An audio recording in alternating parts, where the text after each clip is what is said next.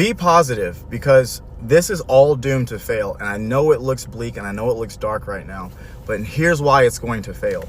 Because over the course of the past, basically forever, the Republican Party, now just the MAGA party, like the GOP is gone, it's just MAGA, has been actively against infrastructure spending. They've been actively against doing things at the grassroots. And because of that, we have like a Union Pacific that's like years and years old. Not a big deal. Hitler surrounded himself with yes men, yes.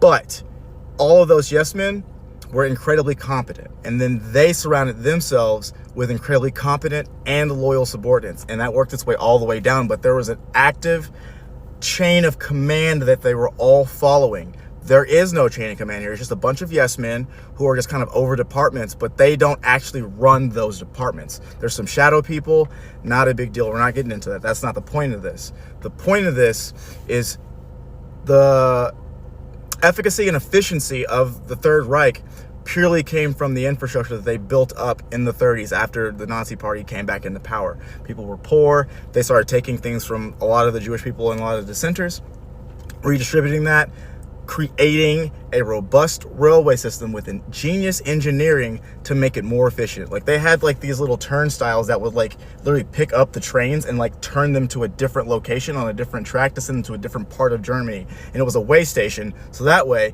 everyone that would get to this way station, if it was damaged, they would get it, move it into one of the hangars, and then replace it with one that was next to it that was ready to go, and boom. And it just kept churning. The war machine was so efficient.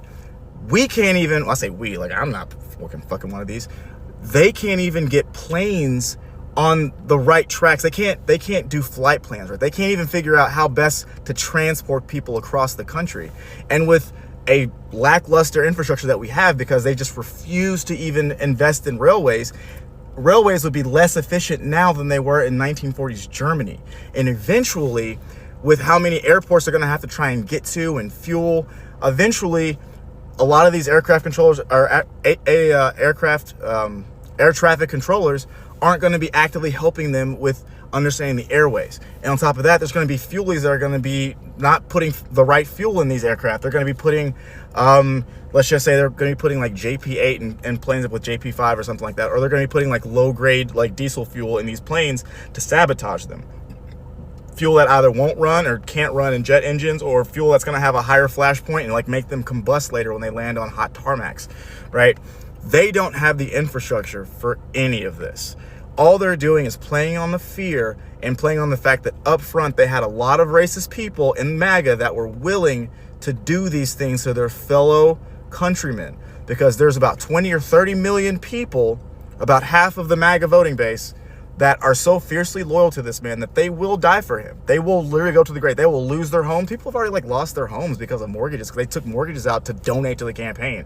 Like, these people are willing to lose everything for the sake of racism. And I need y'all to understand that. But, it will be doomed to fail.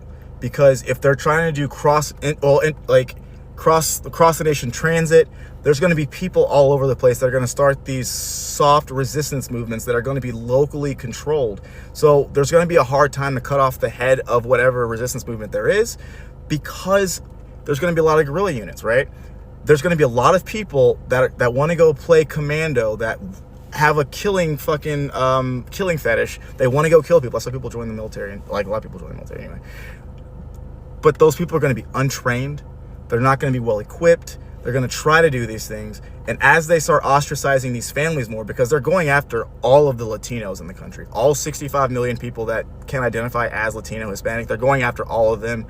They're going to be going after any other minority group. They're probably going to go after the Asians probably right before the black people, but they're also going after Haitians right now. But the Asians aren't far behind, because again, if they want a pure white race, they can't have other minority groups. And the Latino community is probably one of the closer communities to them, but also one of the more separate communities to them, just because, you know, we got to go after them first, right? I already talked about the denaturalization like 8 or 9 months ago. That was going to be like a big thing for them. But without infrastructure, this is all doomed to fail, because how do they get things in different places? Yeah, they're increasing the ICE budget. Yeah, they built this facility in 8 days, but they couldn't even build housing facilities in every state, in every major city, to house people, to get them back on track, get the homeless into a processing system, increase the courts so people can get access to their lives again, so they can get their cards, so they can get their information, and we can funnel them through state programs to get them working at the state level, do state cleanup, get them back working, get money back in their pockets, so they can then go and be productive members of society at less than half of the cost of what they're doing, including taking hundreds of billions of dollars out of tax revenue every year to spend $600 billion to do this, to get these people out. And eventually, a lot of the people that voted for him, even though they're not going to come to terms with their racism, they're just going to be affected so much. This is the other 30 million like MAGA people. If you voted for him, you're MAGA. There's no oh, I'm not MAGA, I just voted for Republicans. No, like, you're MAGA, you hate black people, just accept that. But they will be the ones that'll be like, I can't stomach this because it's hurting my family. I can't provide for my family and my kids need me. A lot of the people that are going to be more willing to die for him are the ones that have already been like rejected by their entire family. They already don't have much to lose, because a lot of MAGA are poor people anyway. So they don't have anybody else that they have to take care of. The people that are going to have dependents, people that they love, are going to be the ones more inclined to kind of like start fighting back. Until then, like I said, for a lot of us, we're just kind of sitting back. I have my own little things I have to do because I'm still in the military. But they're not mad enough yet, and they will be. That's why they put these kind of long pauses in between when these things are going to actually affect each other. Like the Medicaid cuts aren't really going to start taking effect until a little bit. So they're not going to feel it yet. So they can still kind of be mad and angry so long as they keep seeing MAGA do racist shit in public. None of this benefits them. And they don't care that it benefits them, because they are miserable people. They grew up with family that told them, know your station, you don't need anything else, we're good. And they start to go and try and make themselves better, and then their family, their parents say, oh, you think you're better than me now because you have an education? And that is repressive. And so when people repress their kids, their grandchildren, make them feel like they don't deserve more, that this is good enough, and if they want more than what they have, they're not grateful. That is so prominent, especially like in Southern culture. You see these people that, when I go home, it's just like they're happy being miserable. They're happy going to the same shitty bar and complaining about their last boyfriend or last girlfriend, or this shit fizzled out, or small town problems that could be so easily rectified by just leaving. But they enjoy that because they're surrounded by other miserable people. And every time someone starts to do better, they start to resent that person. Or if someone wants to get out and kind of go experience life, they start to resent that person. You cannot be happy in those communities. They fake happiness with their little 4th of July, like boat trips and shit. Like a small means, yeah, they're getting outside, they're having full fun on a boat, but they're all miserable fucking people. Don't be miserable. Enjoy yourself. Express yourself. Live the life that you want to fucking live. But rest in the fact that this will not last. It will come crashing down.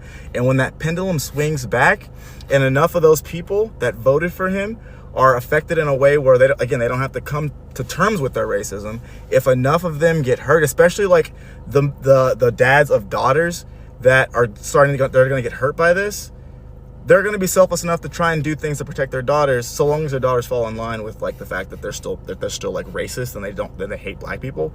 But they will start fighting back against it, because they're like, what the fuck? Like, I'm losing my businesses now. Like, this is how we thrive. Like, I'm losing everything. My wife just left me. And then those are going to be the people. Those are probably going to be the people that actually like do the things that a lot of people that consider themselves liberals and leftists, because leftists are pretty much useless, they're going to do the things that these people are saying they want to do, because MAGA, they're all primed for violence. And so when that violence turns back on them inside of their community, that's going to be when things are actually probably going to start to change. It sucks to say that, but like a lot of people that are trying to be activists and stuff, like peaceful protesting is great. It gets awareness out, but every revolution is painted in blood, man. And that's just kind of the simple understanding of it. But like I said, the shit's doomed to fail. They didn't focus on infrastructure. It's gonna fuck MAGA. And when enough people in MAGA get fucked in those communities, and they start like banding together in those communities because they're angry, they don't care about each other, but they will start acting.